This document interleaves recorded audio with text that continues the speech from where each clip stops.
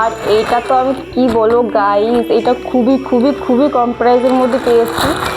মানে সবসময় পরার জন্য আমি মনে করি ক্যাফে ট্যাফে যাওয়ার জন্য বেস্ট।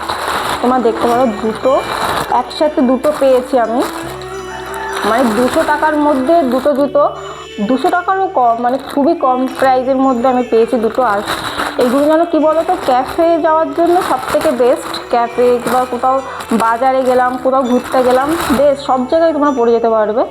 আমার তো খুবই ভালো লেগেছে, জুতো পেয়েছি আমি একসাথে।